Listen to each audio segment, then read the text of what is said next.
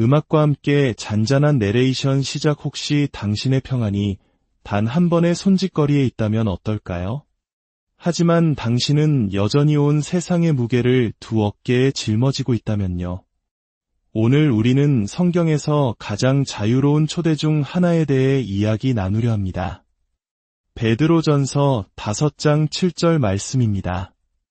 너희 염려를 다 주께 맡기라. 이는 그가 너희를 돌보심이라. 하지만 우리의 염려를 하나님께 온전히 내어드릴 때 실제로 어떤 일이 일어날까요? 지금부터 시작될 이야기가 당신의 모든 것을 바꿀지도 모릅니다. 우리는 왜 스스로 해결할 수 없는 문제들을 그토록 고집스럽게 짊어지고 살아가는 걸까요? 혹시 한 번이라도 생각해 보신 적 있으신가요? 마치 우리 내면에서 이런 목소리가 속삭이는 것 같습니다. 이걸 내가 챙기지 않으면 대체 누가 한단 말인가? 그렇게 하루하루 하나님께서 결코 혼자 짊어지라고 하지 않으셨던 책임감의 무게에 짓눌려 살아갑니다. 예수님께서는 친히 말씀하셨습니다. 수고하고 무거운 짐진 자들아, 다 내게로 오라. 내가 너희를 쉬게 하리라. 나는 마음이 온유하고 겸손하니 나의 멍에를 메고 내게 배우라. 그리하면 너희 마음이 쉼을 얻으리니. 마태복음 11장 28절과 29절 말씀입니다. 하지만 여기에 문제가 있습니다. 우리는 통제하는 것을 힘이라고 착각합니다. 진실은 모든 것을 통제하려는 우리의 욕망이 스스로를 가두는 감옥이 될 때가 너무나도 많다는 것입니다. 모든 것을 내 손아귀에 두어야 한다는 그릇된 안도감에 갇혀버리는 것이죠. 잠언 16장 9절 말씀을 우리는 잊고 삽니다. 사람이 마음으로 자기의 길을 계획할지라도 그의 걸음을 인도하시는 이는 여호와시니라. 당신의 손이 전혀 닿지 않는 상황들을 해결하려 했으며 얼마나 많은 밤을 하얗게 지새우셨습니까? 오직 하나님만이 해결하실 수 있는 문제에 대한 해답을 찾으려 얼마나 많이 머릿속이 맴돌았나요? 진실은 우리가 삶의 모든 세세한 부분까지 통제하려고 할 때 우리도 모르는 사이에 하나님의 보좌를 놓고 그분과 경쟁하고 있다는 것입니다. 마치 이렇게 말하는 것과 같습니다. 주님, 감사합니다. 하지만 이 문제는 제가 알아서 하겠습니다. 그리고 깨닫지 못하는 사이에 결코 우리의 것이 아니었던 무거운 짐들을 짊어지게 됩니다. 시편 기자는 이미 이 진리를 알고 있었습니다. 그는 이렇게 노래했습니다. 내 길을 여호와께 맡기라. 그를 의지하면 그가 이루시고. 시편 37편 5절 말씀입니다. 작가 C.S. 루이스는 그의 저서에서 이렇게 썼습니다. 하나님은 우리에게서 무언가를 원하시는 것이 아니다. 그분은 우리 자신을 원하신다.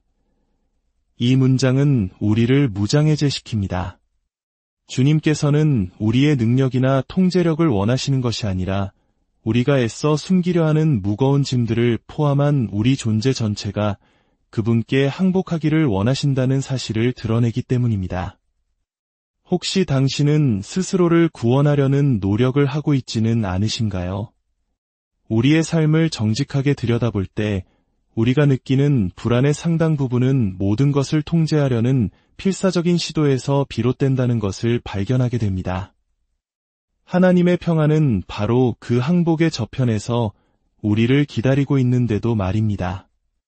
만약 지금 이 통제의 감옥에서 벗어날 방법을 찾고 있다면 너희 염려를 다 주께 맡기라고 하실 때 하나님께서 진정으로 무엇을 요구하시는지 이해해야 합니다.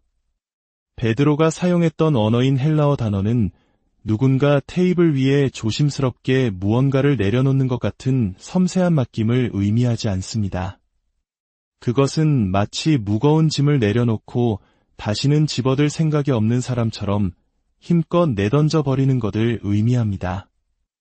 오랫동안 돌멩이가 가득 든 배낭을 메고 걸어온 사람을 상상해 보십시오.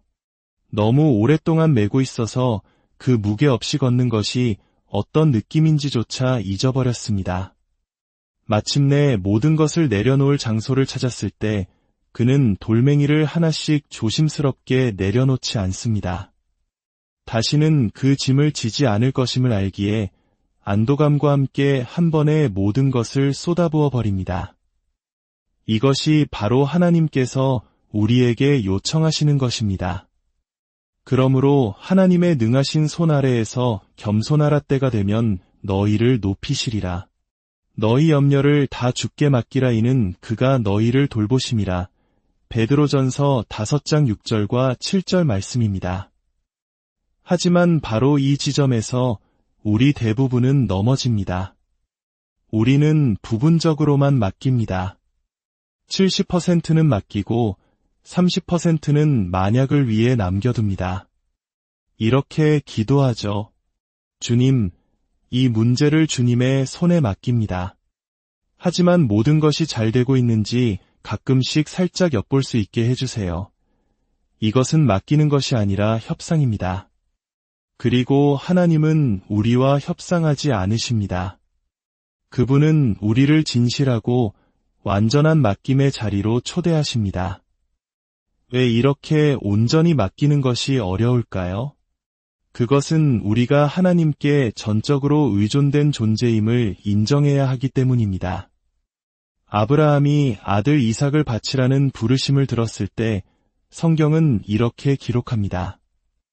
아브라함이 아침에 일찍이 일어나 나귀의 안장을 지우고 두 종과 그의 아들 이삭을 데리고 번제에 쓸 나무를 쪼개어 가지고 떠나 하나님이 자기에게 일러주신 곳으로 가더니 창세기 22장 3절 말씀입니다. 그는 망설이지 않았고 협상하지 않았으며 자신을 위해 아무것도 남겨두지 않았습니다. 하나님께서 우리의 맡김을 요구하실 때 바로 이와 같은 온전함을 요구하십니다. 진실은 하나님께서는 당신의 문제만을 원하시는 것이 아니라는 것입니다. 그분은 당신의 전부를 원하십니다. 당신의 온전한 신뢰를 원하십니다. 그래야만 바울이 빌립보서 4장 7절에서 언급한 모든 지각에 뛰어난 하나님의 평강을 경험할 수 있기 때문입니다. 당신을 짓눌러왔던 것들을 이제 내려놓을 준비가 되셨습니까? 이 완전한 맡김의 저편에서 하나님께서는 훨씬 더 위대한 것을 예비하고 기다리고 계십니다. 당신이 이렇게 온전히 맡길 때 모든 것을 바꾸는 한 가지 사실을 발견하게 됩니다.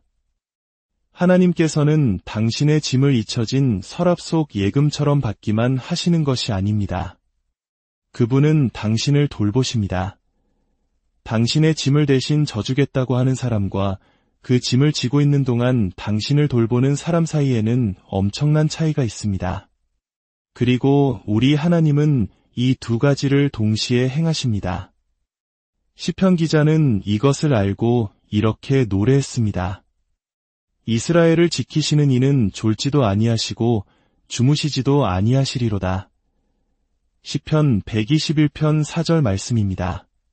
당신이 새벽 3시에 잠 못 이루고 가슴 졸이며 문제를 해결하려 했을 때 하나님께서는 깨어 당신을 돌보고 계십니다. 그분은 잠시 졸지도 않으시고 한순간도 한눈 팔지 않으십니다. 당신의 삶을 향한 그분의 관심은 끊임없고 중단 없으며 열정적입니다. 이것이 얼마나 깊은 의미인지 보십시오. 하나님은 당신의 고통을 단지 보시는 것이 아니라 그것에 마음을 쓰십니다. 아는 것과 마음을 쓰는 것 사이에는 차이가 있습니다. 많은 사람들이 당신이 고통받고 있다는 것을 알지만 무언가를 할 만큼 진정으로 마음을 쓰는 사람은 얼마나 될까요? 예수님께서는 나사로의 무덤에서 우셨습니다. 그를 다시 살리실 것을 몰라서가 아니라 마리아와 마르다의 고통에 마음을 쓰셨기 때문입니다. 요한복음 11장 35절, 예수께서 눈물을 흘리시더라. 성경에서 가장 짧은 구절이지만 하나님의 가장 깊은 마음을 드러냅니다. 우리에게는 이런 아버지가 계십니다. 바로잡기 전에 먼저 환영하시고 행동하기 전에 먼저 껴안아 주시는 분입니다. 탕자가 집으로 돌아왔을 때 아버지는 해명을 기다리며 마루에 서 있지 않았습니다. 성경은 말합니다. 이에 일어나서 아버지께로 돌아가니라. 아직도 거리가 먼데 아버지가 그를 보고 측은히 여겨 달려가 목을 안고 입을 맞추니. 누가복음 15장 20절 말씀입니다. 먼저 포옹하고 그 다음에 대화합니다. 먼저 환영하고 그 다음에 해결책을 주십니다. 이것이 하나님께서 당신을 돌보시는 방식입니다.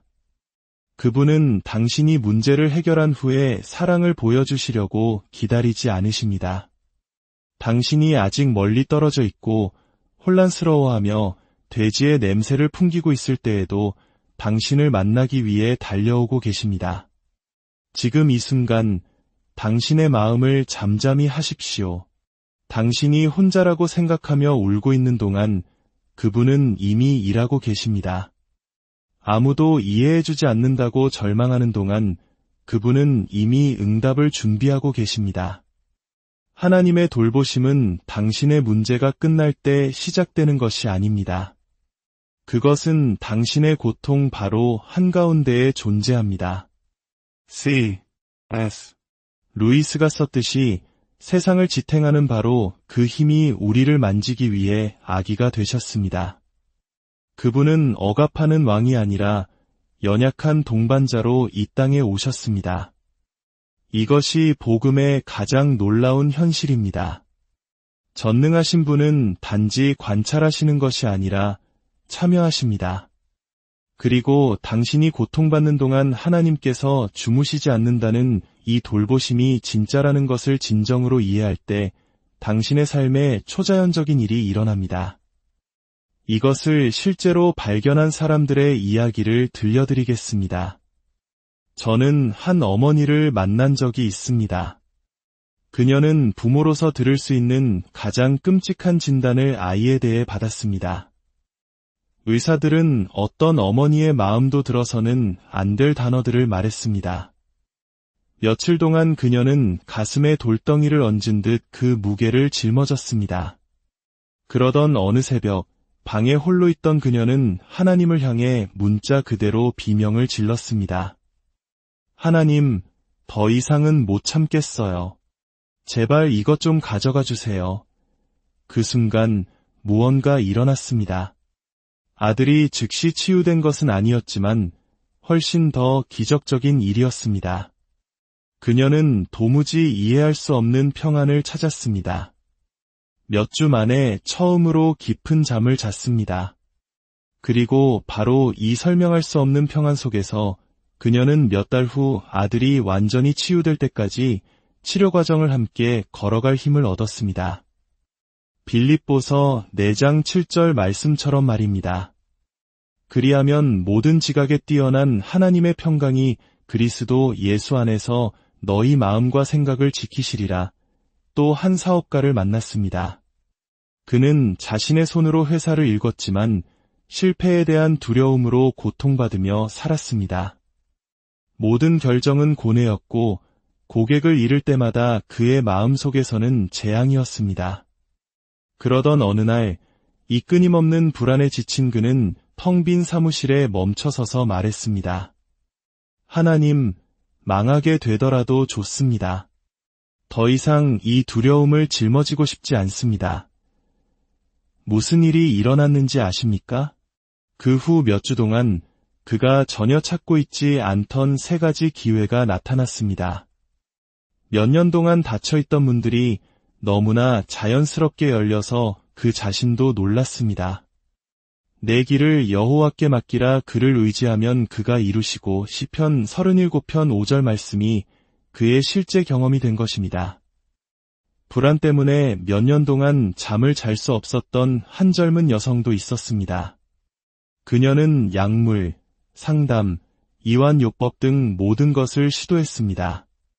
아무것도 완전히 효과가 없었습니다. 그러던 어느 날 밤 그녀를 괴롭히는 생각들과 싸우는 대신 그녀는 그 생각 하나하나를 하나님께 맡기기로 결심했습니다. 주님, 제가 부족하다는 이 두려움, 주님의 것입니다. 미래에 대한 이 걱정, 주님의 것입니다. 나쁜 일이 일어날 것 같은 이 느낌, 주님의 것입니다. 그리고 몇 년 만에 처음으로 그녀는 밤새도록 깊이 잠들었습니다. 시편 4편 8절 말씀입니다. 내가 평안히 눕고 자기도 하리니 나를 안전히 살게 하시는 이는 오직 여호와이시니이다. 이 이야기들에서 공통점을 발견하셨나요? 먼저 변한 것은 상황이 아니었습니다. 바로 마음이었습니다. 해결책보다 평안이 먼저 왔고 응답보다 안식이 먼저 찾아왔습니다. 당신이 진정으로 맡길 때 하나님은 먼저 당신을 돌보시고 그 다음에 상황을 돌보시기 때문입니다. 당신은 그 계획을 다 이해할 필요가 없습니다. 당신은 그저 당신 이야기의 작가이신 그분을 신뢰하기만 하면 됩니다. 그리고 당신 이야기의 작가께서는 그를 신뢰하는 자들을 위해 희망 없는 결말을 쓰신 적이 단 한 번도 없습니다. 하지만 이 맡김의 여정에는 아무도 준비시켜주지 않는 부분이 있습니다. 바로 염려를 내던진 후 하나님의 돌보심이 실제로 나타나기까지의 침묵의 시간입니다. 당신은 맡겼고 처음에는 평안을 느꼈지만 며칠이 지나도 모든 것이 그대로인 것 같습니다. 바로 이 순간 우리 중 많은 사람들이 하나님께서 듣지 않으셨나 봐라고 생각하며 맡겼던 짐을 다시 주워들러 달려갑니다. 그러나 당신의 관점을 바꿀 수 있는 진리 하나를 말씀드리겠습니다. 하나님은 침묵 속에서 일하시지만 결코 무관심 속에서 일하시지 않습니다. 그분이 조용해 보일 때 그것은 그분이 부재하다는 의미가 아닙니다. 하박국 선지자는 바로 이 상황에 직면했고 이런 말씀을 받았습니다. 이 묵시는 정한 때가 있나니 그 종말이 속히 이르겠고 결코 거짓되지 아니하리라. 비록 더딜지라도 기다리라. 지체되지 않고 반드시 응하리라. 하박국 2장 3절 말씀입니다. 기다림은 방치가 아닙니다. 준비입니다. 땅에 심겨진 씨앗을 생각해 보십시오. 몇 주 동안 표면에는 아무런 변화가 보이지 않습니다. 하지만 땅 밑에서는 뿌리가 형성되고 구조가 만들어지며 보이지 않는 곳에서 생명이 싹트고 있습니다. 마침내 작은 싹이 흙을 뚫고 나왔을 때 기적은 그 순간 시작된 것이 아닙니다. 몇 주 전 땅의 침묵 속에서 이미 시작되었습니다. 하나님께서는 당신이 아무런 결과를 보지 못할 때에도 당신의 삶에 물을 주고 계십니다. 많은 경우 기적은 보이는 세계에 나타나기 전에 보이지 않는 세계에서 먼저 일어납니다. 당신이 환경이 바뀌기를 기다리는 동안 하나님은 당신을 바꾸고 계십니다. 당신이 주변이 변화되기를 구하는 동안 그분은 당신이 구한 것을 받을 수 있도록 당신의 마음을 준비시키고 계십니다. 그리고 마침내 응답을 보았을 때 당신은 그것이 상상했던 것보다 훨씬 크고 좋다는 것을 깨닫게 됩니다. 그때 아름다운 일이 일어납니다. 당신의 영혼이 마침내 안식을 얻습니다. 바울은 이것을 알고 이렇게 썼습니다. 아무것도 염려하지 말고 다만 모든 일에 기도와 간구로 너희 구할 것을 감사함으로 하나님께 아뢰라. 빌립보서 4장 6절 말씀입니다. 평안은 문제가 끝난 후에 오는 것이 아니라 해결책을 보기 전에도 모든 것을 감사함으로 하나님께 가져가는 법을 배울 때 온다는 것을 기억하십시오. 진정으로 맡긴 사람의 증거는 문제의 부재가 아니라 문제 한가운데에서의 평안의 존재입니다. 마음으로부터 맡길 때 초자연적인 일이 일어납니다. 주변 상황은 여전히 소란스러워도 당신의 마음은 고요해집니다. 마치 태풍의 눈 속에 있는 것과 같습니다. 모든 것이 주위에서 소용돌이치고 있을 수 있지만 당신이 있는 곳에는 설명할 수 없는 고요함이 있습니다. 이사야서 26장 3절 말씀입니다. 주께서 심지가 견고한 자를 평강하고 평강하도록 지키시리니 이는 그가 주를 신뢰함이니이다. 하나님께서는 당신의 삶에서 폭풍을 제거하겠다고 약속하지 않으셨습니다. 하지만 그 폭풍의 한가운데서 당신을 굳건히 지켜주시겠다고 약속하셨습니다. 그리고 때로는 하나님의 능력을 가장 위대하게 보여주는 것은 당신의 상황을 바꾸시는 것이 아니라 그 상황 한가운데서 당신을 바꾸시는 것입니다. 하나님 안에서 안식하는 영혼은 어떤 환경도 훔쳐갈 수 없는 기적이기 때문입니다. 하지만 이 말을 들으며 이렇게 생각하는 분들이 계실 겁니다. 이론상으로는 아름답게 들리지만 저는 도저히 내려놓을 수가 없어요. 맡기려고 할 때마다 제 마음은 다시 그것을 붙잡으러 달려갑니다. 만약 당신이 그렇다면 이 싸움에서 당신이 혼자가 아니라는 것을 알아주셨으면 합니다. 내려놓는 것에 대한 두려움은 실제적이고 인간적인 것입니다. 우리 안에는 이런 속삭임이 있습니다. 만약 내가 맡겼는데 하나님께서 내가 원하는 방식대로 돌봐주시지 않으면 어떡하지? 만약 잊어버리시면, 너무 오래 걸리면, 내가 기대하는 것과 다른 응답을 주시면 어떡하지? 이러한 의심이 당신을 믿음이 적은 사람으로 만드는 것이 아닙니다. 오히려 당신을 정직한 사람으로 만듭니다. 예수님과 함께 걸었던 제자들조차 이런 순간들이 있었습니다. 갈릴리 바다에 폭풍이 쳤을 때 그들은 예수님을 깨우며 소리쳤습니다. 선생님이여, 우리가 죽게 된 것을 돌보지 아니하시나이까? 마가복음 4장 38절 말씀입니다. 그들은 예수님과 같은 배에 있으면서도 그분이 자신들을 돌보시는지에 대해 의심했습니다. 진실은 우리의 마음이 수년간 내가 통제하지 않으면 모든 것이 잘못될 것이라고 믿도록 훈련되어 왔다는 것입니다. 우리의 끊임없는 걱정이 상황을 유지시킨다고 믿도록 길들여져 왔습니다. 하지만 제 삶을 바꾼 비밀 하나를 알려드리겠습니다. 맡기지 못하는 당신의 무능력함조차도 맡길 수 있습니다. 너무 단순해 보여서 감히 하지 못했던 그 기도를 아십니까? 주님, 제가 두려움에 떨며 여전히 붙잡고 있는 것들을 내려놓을 수 있도록 도와주세요. 이 기도가 당신이 평생 드린 기도 중 가장 강력한 기도가 될 수 있습니다. 맡기는 것에 어려움조차도 맡길 때 당신은 이 문제조차도 당신의 통제를 벗어난 것임을 인정하는 것이기 때문입니다. 예레미야 10장 23절 말씀입니다. 여호와여, 내가 알거니와 사람의 길이 자신에게 있지 아니하니 걸음을 지도함이 걷는 자에게 있지 아니하니이다. 예레미야의 기도 속에 담긴 겸손을 보십시오. 그는 주님, 저는 혼자서는 똑바로 걷는 법조차 모릅니다. 라고 말하고 있습니다. 그리고 하나님은 이 정직함을 귀하게 여기십니다. 그분은 당신이 완벽하게 맡길 만큼 강해지기를 기다리지 않으십니다. 그분은 당신이 제 힘으로는 안 되지만 그렇게 되기를 원합니다. 라고 말할 만큼 정직해지기를 기다리고 계십니다. 어떤 날은 당신의 맡김이 온전할 것입니다. 또 어떤 날은 고작 20%에 그칠 것입니다. 어떤 순간에는 깊은 평안을 느끼다가도 새벽 3시에 깨어나 맡겼던 모든 것을 다시 되찾아올 때도 있을 것입니다. 그리고 괜찮습니다. 예레미야 애가 3장 22절, 23절 말씀입니다. 여호와의 인자와 긍휼이 무궁하심으로 우리가 진멸되지 아니함이니이다.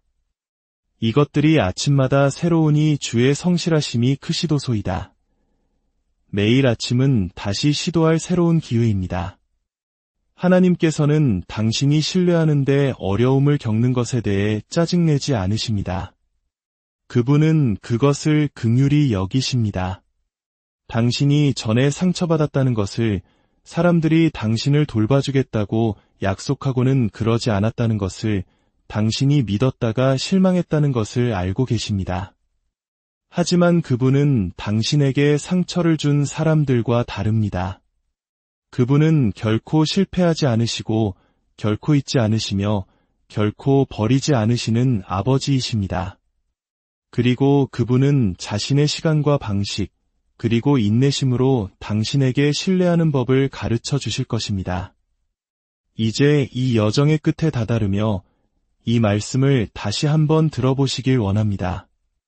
이번에는 그 진정한 의미를 이미 이해한 마음으로 말입니다. 너희 염려를 다 주께 맡기라 이는 그가 너희를 돌보심이라.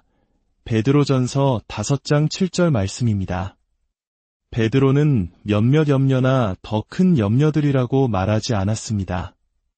그는 모든 염려라고 말했습니다. 하나님을 귀찮게 하기에는 너무 작다고 생각하는 직장에 대한 걱정, 새벽에 당신을 깨우는 미래에 대한 두려움, 아무도 이해하지 못할 것이라고 생각하며 몇 년 동안 짊어져온 마음의 고통, 모든 것입니다. 하나님의 마음에는 너무 작거나 너무 큰 염려란 없습니다. 이것은 사도의 친절한 조언이 아닙니다. 당신이 세상의 무게를 혼자 짊어지도록 창조되지 않았다는 것을 아시는 분의 사랑의 명령입니다. 하나님께서 맡기라고 말씀하실 때 그것은 모든 것에 대해 충분히 강해지려고 했으며 스스로를 해치는 것을 멈추라는 명령입니다. 마치 어린 자녀가 무거운 여행 가방을 들려고 애쓰는 것을 본 아버지가 그거 내려놓으렴. 아빠한테 맡겨라고 말하는 것과 같습니다. 그리고 여기에 가장 아름다운 약속이 있습니다. 하나님은 당신에게 다시는 문제가 없을 것이라고 약속하지 않으십니다. 그분은 당신이 맡긴 후에 삶이 쉬워질 것이라고 말씀하지 않으십니다. 약속은 그보다 훨씬 좋습니다. 그것은 당신이 다시는 어떤 것도 혼자 마주하지 않을 것이라는 약속입니다. 이사야서 43장 2절 말씀입니다. 내가 물 가운데로 지날 때에 내가 너와 함께 할 것이라. 강을 건널 때에 물이 너를 침몰하지 못할 것이며 내가 불 가운데로 지날 때에 타지도 아니할 것이요 불꽃이 너를 사르지도 못하리니 물과 강, 불이 없을 것이라고 말씀하지 않으셨습니다. 하지만 그 각각의 것들 속에서 당신과 함께 하시겠다고 약속하셨습니다. 당신의 고난 한가운데에서의 하나님의 임재는 그분의 임재 없는 고난의 부재보다 훨씬 더 가치가 있습니다.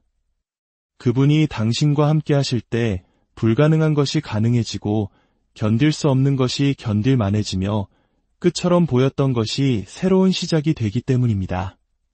빌립보서 4장 13절 내게 능력 주시는 자 안에서 내가 모든 것을 할 수 있느니라. 바울은 이 글을 궁전이 아닌 감옥에서 문제의 부재 속에서가 아니라 문제 한가운데에서의 하나님의 임재 속에서 썼습니다. 이것을 이해할 때 당신은 맡기는 것이 약함의 행위가 아니라 신뢰의 행위임을 발견하게 됩니다. 그래서 지금 당신의 마음에 직접 묻겠습니다. 당신을 짓누르고 있는 것을 계속해서 혼자 짊어지시겠습니까?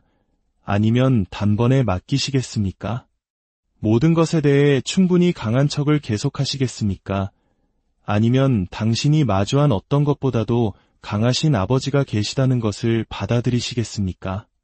해결할 수 없는 걱정들로 계속 잠 못 이루시겠습니까? 아니면 결코 주무시지 않는 그분께서 모든 것을 돌보고 계심을 믿고 안식하시겠습니까? 바로 지금입니다. 내일이 아닙니다. 더 준비되었다고 느낄 때가 아닙니다. 상황이 나아질 때가 아닙니다. 바로 지금입니다. 당신이 이 말을 듣고 있는 동안 하나님께서는 손을 내밀며 말씀하고 계시기 때문입니다. 아들아, 딸아, 내가 여기 있다. 단 1초도 더 이상 이것을 혼자 짊어질 필요가 없다. 내게 맡겨라. 내가 너를 돌본다. 그리고 당신이 마침내 내려놓을 때, 진정으로 맡길 때 당신의 삶을 영원히 바꿀 무언가를 발견하게 될 것입니다. 평안은 당신의 문제 저편에 있었던 것이 아닙니다. 평안은 당신의 맡김 저편에 있었습니다. 사랑하는 형제자매 여러분, 이제 우리의 은혜롭고 사랑이 많으신 하나님께 함께 기도합시다. 그분은 여기 계시며 우리의 모든 말을 들으시고 모든 필요를 아십니다. 눈을 감고 마음을 열어 믿음으로 저와 함께 기도해 주십시오. 오, 지극히 높으신 주님, 하늘과 땅의 창조주시여 만세의 주권자이시며 나의 안전한 피난처여 영원한 안식처이시나이다. 오늘 저는 스스로의 힘으로 버텨온 떨리는 두 손을 펴고 오랫동안 제 영혼을 짓눌러왔던 염려들을 하나씩 내려놓습니다. 제가 예측할 수 없는 미래의 부담을 주님께 맡깁니다. 제가 통제할 수 없는 현재의 두려움을 맡깁니다. 제가 되돌릴 수 없는 과거의 아픔을 주님께 맡깁니다. 주님께서는 제가 이 존재의 무게를 혼자 짊어지도록 창조하지 않으셨나이다. 제 어깨는 우주를 지탱하도록 만들어지지 않았습니다. 그러나 오 그리스도시여, 당신의 어깨는 십자가를 지셨고 진노를 흡수하셨으며 저의 평안을 가져다준 형벌을 감당하셨습니다. 주님, 저 자신의 힘으로 스스로를 구원하려 고집했던 저를 용서하여 주옵소서. 오직 당신의 은혜만이 기적을 행할 수 있는 곳에서 인간적인 해결책을 찾으려 했던 저를 용서하여 주옵소서. 당신의 길을 이해하지 못했을 때 당신의 사랑을 의심하고 침묵이 귀를 먹먹하게 할 때 당신의 신실하심을 의심했던 저를 용서하여 주옵소서. 눈에 보이는 증거가 반대되는 것처럼 보일 때에도 당신의 섭리 안에서 안식하는 법을 가르쳐 주소서. 저의 믿음이 제가 보는 것에 의해서가 아니라 당신의 말씀이 영원히 선포하는 것에 의해 자라게 하소서. 스며드는 불안으로부터 제 마음을 지켜주시고 당신이 저를 위하신다는 확신으로 제 영을 새롭게 하소서. 오, 아버지, 제 삶의 모든 영역을 받으소서. 제가 사랑하지만 온전히 지킬 수 없는 제 자녀들을 받으소서. 제가 열심을 다하지만 제 가치를 정의하지는 않는 제 일을 받으소서. 매일 쇠약해지는 제 건강을 받으소서.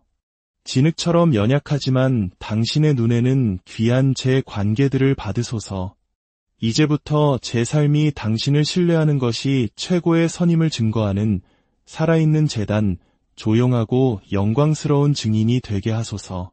당신은 나의 목자시여, 나의 공급자시여, 세상을 이기신 나의 구속자이시기 때문입니다.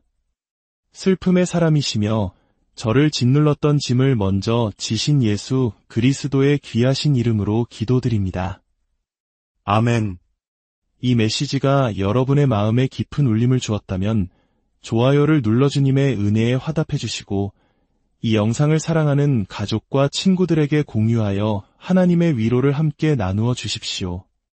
여러분의 구독과 공유는 온 세상에 복음을 전하라는 주님의 부르심에 동참하는 귀한 발걸음이 될 것입니다. 오늘 이 시간 함께 해주셔서 감사합니다. 이 믿음의 여정을 여러분과 함께 걸을 수 있어 기쁩니다. 주님께서 당신과 당신의 가정의 평안과 사랑, 그리고 앞으로의 날들을 위한 힘으로 계속해서 축복하시기를 기도합니다. 다음 영상에서 다시 뵙겠습니다. 하나님께서 언제나